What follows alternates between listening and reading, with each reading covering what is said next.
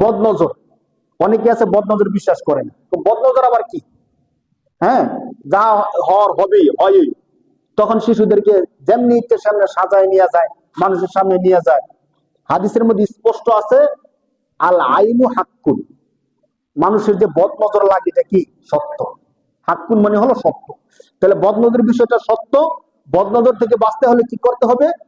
ওলামায়ে কেরামগণ বলছেন, যখন শিশুদেরকে আমরা ঘর থেকে বের করব, প্রথমেই যেন আয়াতুল কুরসি এবং 4 কুল এগুলো পরে ফু দিয়ে শিশুকে আমরা যত্ন সহকারে নিয়ে যাই। আর এমন ভাবে না সাজাই যে মানুষের নজরে লেগে যায়, এমন ভাবে যেন আমরা শিশুদেরকে বাইরে না নিয়ে যাই। তখন দেখা যায় যদি বদনজর লেগে যায়, তখন ডাক্তার তো তার রোগ ধরতে পারে না। তখন রোগ তার লেগেই থাকে, ধারাবাহিক ভাবে দেখবেন অনেক শিশুদের রোগ লেগেই থাকে, কান্না কাটি, শরীর নষ্ট, খাবার খাইতে চায় না, বিভিন্ন সমস্যা, রোগ আর তার শেষ হতে চায় না। এই জন্য আমরা সতর্ক থাকবো। বাকি বিশ্বাস থাকবে কার উপর? আপনাদেরকে বলি, আল্লাহর বদনজরের বিষয়টা শুধু বলি, প্রত্যেকটা বিষয়ে যদি একটা করে আমি ঘটনা বলতাম আপনারা সহজে বুঝতেন, কিন্তু প্রত্যেকটার উপর একটা করে ঘটনা বলা সম্ভব না। আল্লাহ রাসূল সাল্লাল্লাহু আলাইহি সাল্লাম যখন মদিনায় গেলেন, দিনের দাওয়াত দিতেছিলেন, সম্ভবত মক্কা অথবা মদিনায় দিনের দাওয়াত দিতেছিলেন। রসুলকে দিনের দাওয়াত থেকে কোনোভাবে সরানো যাইতেছে না। আবার সরাসরি যদি রসুলকে মেরে ফেলা হয়, তখন রসুলের তো কিছু লোক আছে, তাদের উপর অ্যাটাক করবে, সরাসরি মারা যাবে না। কি করা যায়? তখনকার সময়ে একজন লোক ছিল যে বদনজরে প্রসিদ্ধ। সে বিশাল সাধনা করত, দীর্ঘদিন না খেয়ে না ঘুমিয়ে কিছু না করে সে অনেক কঠিন সাধনা করত। সাধনা করার পরে সে আইসা যার উপর নজর লাগাইতো তার একটা বিশাল ক্ষতি হয়ে যেত, হয়তো মরে যেত, অথবা চোখে মুখে রক্ত বের হয়ে সে সেখানে অজ্ঞান হয়ে পড়ে যেত।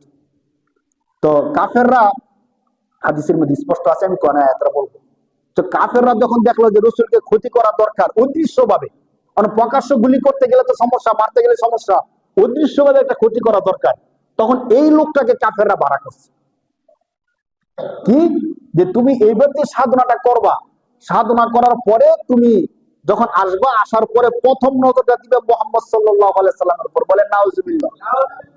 তোমার প্রথম নজর দিয়া মুহাম্মদ সাল্লাল্লাহু আলাইহি সাল্লামকে বাতির সাথে মিশিয়ে দিবে। নাউজুবিল্লাহি মিন যালিক। যে বাতি জ্বালাইছে আল্লাহ, কে জ্বালাইছে? আল্লাহ। ওই বাতি কি মানুষ নিভাইতে পারবে ভাই? তার সে সাধনা করার কারণে তার এমন একটা ক্ষমতা হয়ে গেছিল, কিন্তু তার ক্ষমতাটা প্রয়োগ করতে আসে কোথায়? আল্লাহর বাতির সামনে।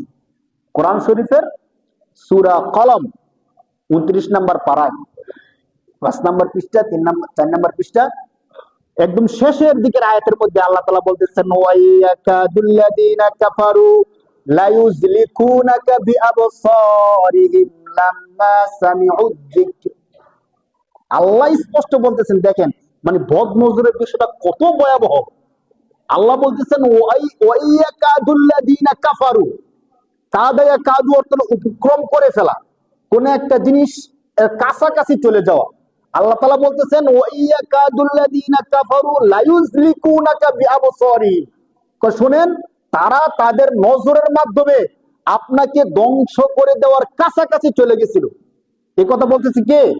আল্লাহ। কাকে বলতেছেন?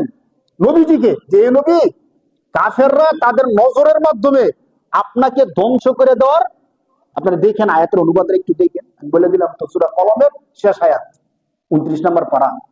আল্লাহ মানে বদনজর যে কতটা সত্য, কতটা ভয়াবহ। আল্লাহ রসুলকে বলতেছেন, হে নবী, কাফেররা তাদের দৃষ্টির মাধ্যমে আপনাকে ধ্বংস করে দেওয়ার কাছাকাছি চলে গেছিল, আমি আল্লাহ আপনাকে হেফাজত করছি। হেফাজত করছে কে?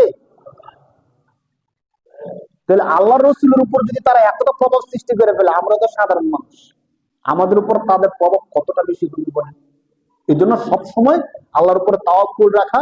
5 ওয়াক্ত নামাজের পরে কেউ যদি আয়াতুল কুরসি পড়া ফু দিয়া রাখে, তাহলে জিন ভূত এগুলোর যে আসর আছে বা মানুষের বদনজর আছে, এগুলো থেকে বেঁচে থাকাটা অনেকটা সহজ।